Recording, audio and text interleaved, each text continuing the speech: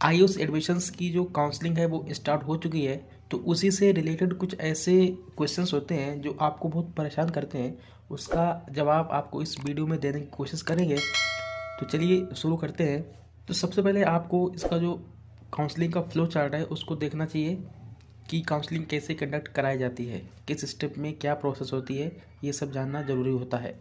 तो सबसे पहले आपको इसकी जो वेबसाइट है www.aacc.gov.in पर लॉगिन करना पड़ेगा।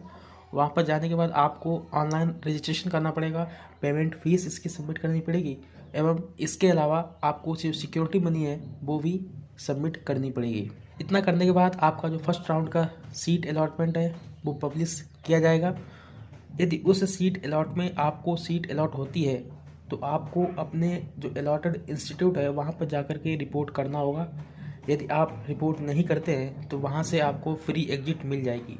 फ्री एग्जिट का मतलब होता है कि आपकी जो सिक्योरिटी मनी है वो फॉरफिट नहीं की जाएगी, मतलब वो जब्त नहीं की जाएगी और आप अगले राउंड की काउंसलिंग के लिए एलिजिबल हैं without depositing of the security money again. यदि आपने रिपोर्ट कर दिया है और आप चाहते हैं कि हम कॉलेज को अपग्रेड करें तो इसके लिए आपको वहाँ पर एक विलिंगनेस देना पड़ेगा अपग्रेडेशन के लिए कॉलेज के। और यदि आप विलिंगनेस नहीं देते हैं तो आपको उसी इंस्टीट्यूट में अपनी स्टडी कंटिन्यू करनी पड़ेगी। यदि आप वहाँ पे छोड़ते हैं तो आपकी जो मनी है, सिक्योरिटी मनी है, वो फॉरफिट कर ली जाएगी। अब बात करते हैं यदि आपको सीट अलॉट नहीं हुई है उस कंडीशन में आपको क्या करना पड़ेगा। यदि सीट अलॉटमेंट नहीं होती, जब राउंड 2 की रजिस्ट्रेशन प्रोसेस स्टार्ट होगी उस समय आपको दोबारा से रजिस्ट्रेशन नहीं करना पड़ेगा, अपनी जो चॉइस फिल है वो दोबारा से करनी पड़ेगी। अब बात करते हैं कि आपको यदि फर्स्ट राउंड में सीट अलॉटमेंट नहीं हुआ तो उस कंडीशन में आपको क्या करना पड़ेगा। कुछ नहीं करना है, आपको वेट करना है और जैसे ही राउंड 2 के रजिस्ट्रेशन स्टार्ट होते हैं आपको उसमें अपनी जो चॉइस फिलिंग है वो दोबारा से करनी पड़ेगी। आपको दोबारा से रजिस्ट्रेशन करने की ज़रूरत नहीं है। जो भी कैंडिडेट इन्होंने फ्री एग्जिट लिया है या अपग्रेडेशन के लिए विलिंगनेस शो किया, जो न्यूली रजिस्टर्ड कैंडिडेट हैं उनको दोबारा से अपनी जो चॉइस फिलिंग है वो करनी पड़ेगी। उसके बाद चॉइस लॉगिंग करने के बाद आपका जो सेकेंड राउंड का रिजल्ट है वो पब्लिश किया जाएगा। यदि सेकेंड राउंड के रिजल्ट में आपको सीट अलॉट कर दी जाती है, यदि आपको अपग्रेडेशन वाला कॉलेज मिलता है तो आपने जो पहले ज्वाइन किया था कॉलेज वहाँ से आपको अपने डॉक्यूमेंट्स ले जाने होंगे, और जो न्यूली अलॉटेड कॉलेज मिला है तो वहाँ पर आपको जाकर के एडमिशन प्रोसेस पूरी करनी पड़ेगी। जिनको फ्रेश अलॉट हुआ है उनको भी जाकर के अपनी जो एडमिशन प्रोसेस है वो कंप्लीट करनी पड़ेगी अपने अलॉटेड इंस्टीट्यूट में। यदि आपको राउंड 2 में सीट अलॉट नहीं होती है और ना ही आपको अपग्रेडेशन की सीट मिलती है राउंड 2 में, उस कंडीशन में आपको अपनी फ्री एग्जिट उसी कंडीशन में मिल सकती है। यदि मान लीजिए आपको राउंड 2 में सीट अलॉट नहीं होती है, ना ही अपग्रेड होती है, और आप राउंड 1 की जो अलॉट सीट है उसको नहीं चाहते हैं, उसको छोड़ना चाहते हैं, तो आपको जो राउंड 2 का रिजल्ट पब्लिश हुआ है उसके 5 दिन के अंदर आपको कॉलेज में जाकर के बताना होगा कि हम ये सीट नहीं चाहते हैं, हमको छोड़ना है। तो आपकी जो सिक्योरिटी मनी है वो फॉरफिट नहीं की जाएगी और आप अगले राउंड के लिए एलिजिबल हो जाएंगे। अब बात करते हैं जिनको कॉलेज मिल गया है, उन्होंने रिपोर्ट भी कर दिया है, तो ऐसे कैंडिडेट को 3 दिन के अंदर अंदर बताना होगा कि हम वो सीट नहीं चाहते हैं, तो उनको अगले राउंड की काउंसलिंग के लिए एलिजिबल माना जाएगा, बशर्ते उनकी जो सिक्योरिटी फीस है वो फॉरफिट कर ली जाएगी और वो अगले राउंड के लिए एलिजिबल हो जाएंगे। लेकिन ऐसे कैंडिडेट इनको सेकंड राउंड में कॉलेज मिला है लेकिन उन्होंने ज्वाइन नहीं किया, वो अगले यानी कि थर्ड राउंड के लिए एलिजिबल हो जाएंगे अपने आप ही विदाउट फॉरफीचर ऑफ मनी। फिर से वही थर्ड राउंड में आपको रजिस्ट्रेशन आपका हो चुका है पहले से, या जो न्यूली रजिस्टर्ड कैंडिडेट हैं उनको रजिस्ट्रेशन करने पड़ेंगे और आपको चॉइस लॉगिंग करनी पड़ेगी। रिजल्ट पब्लिश होगा, आपको अपने जो रिपोर्टेड इंस्टीट्यूट है वहाँ पर जा करके अपनी एडमिशन प्रोसेस कंप्लीट करनी पड़ेगी। यहाँ पर यदि आपको जो कॉलेज मिल जाता है वहाँ से आपको एग्जिट नहीं है, आपको एडमिशन लेना ही पड़ेगा। यदि आपको सीट अलॉट हुई है थर्ड राउंड में और आपने कॉलेज में रिपोर्ट नहीं किया है तो आपकी जो सिक्योरिटी मनी है वो फॉरफिट हो जाएगी और इसके बाद जो अगले काउंसलिंग के राउंड होंगे उसमें भी आप एलिजिबल नहीं होंगे। इस तरीके से एक पूरा काउंसलिंग का प्रोसेस है। तो हम बात करते हैं इसमें किस किस राउंड के लिए कौन कौन कैंडिडेट एलिजिबल होंगे, कौन कौन एलिजिबल। बात करते हैं कि इसमें जो काउंसलिंग कंडक्ट कराई जा रही है उसमें कौन कौन सी सीट्स आती हैं। तो सबसे पहले जो जितने भी गवर्नमेंट स्टेट के गवर्नमेंट कॉलेज हैं या गवर्नमेंट एडेड इंस्टीट्यूट हैं, जम्मू और कश्मीर को छोड़ करके उन सब की 15% सीट्स ली जाती हैं। देखिए इसमें जो स्टेट के प्राइवेट कॉलेज हैं वो नहीं आते हैं। उसके लिए जो स्टेट की काउंसलिंग होती है उसी समय आपको रजिस्ट्रेशन करने पड़ेंगे काउंसलिंग में पार्टिसिपेट करने के लिए। BHU बनारस की 100% BMS की सीट्स के माध्यम से फिल की जाती हैं। ITRA जामनगर की 100% सीट्स, NIA की 100% सीट्स, NIH की 100% सीट्स। लेकिन इसमें कुछ नॉमिनेटेड सीट्स होती हैं, उनको छोड़ करके बाकी जितनी भी सीट्स हैं वो इसी काउंसलिंग के माध्यम से फिल की जाएंगी। जितनी भी डीम्ड यूनिवर्सिटीज़ हैं उनकी भी 100% सीट्स इसी के माध्यम से फिल की जाएंगी। DU की भी 100% सीट्स इसी के माध्यम से फिल की जाएगी। लेकिन DU में एक कोटा होता है, DU कोटा उन्हीं लोगों को मिलता है जिन्होंने 11th और 12th DU यूनिवर्सिटी से या उससे एफिलिएटेड कॉलेज से किया हो। तो इसमें 85% रिजर्वेशन होता है DU स्टूडेंट्स के लिए।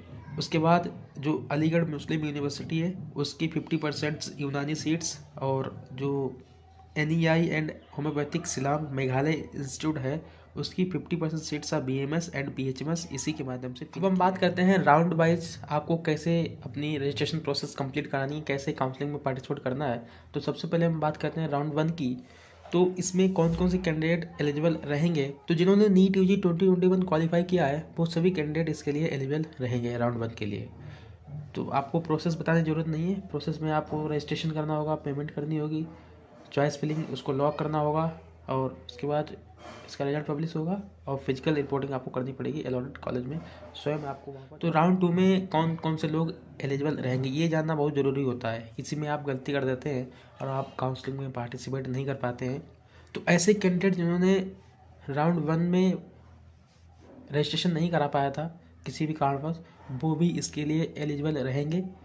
ऐसे कैंडिडेट जिन्होंने राउंड 1 में रजिस्ट्रेशन करा लिया था, कंप्लीट प्रोसेस कर ली थी, लेकिन जब रिजल्ट पब्लिश हुआ तो उनको कोई भी सीट अलॉट नहीं हुई थी।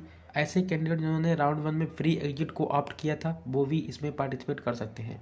ऐसे कैंडिडेट जिनको सीट अलॉट हो गई थी, कॉलेज में एडमिशन प्रोसेस भी कंप्लीट करा ली थी, लेकिन उन्होंने अपग्रेडेशन के लिए ऑप्ट किया था, वो भी कैंडिडेट इसके लिए एलिजिबल रहेंगे। अब इसमें प्रोसेस में क्या करना है कि जिन्होंने फर्स्ट राउंड में रजिस्ट्रेशन करा लिया था उनको दोबारा से रजिस्ट्रेशन कराने की कोई ज़रूरत नहीं है।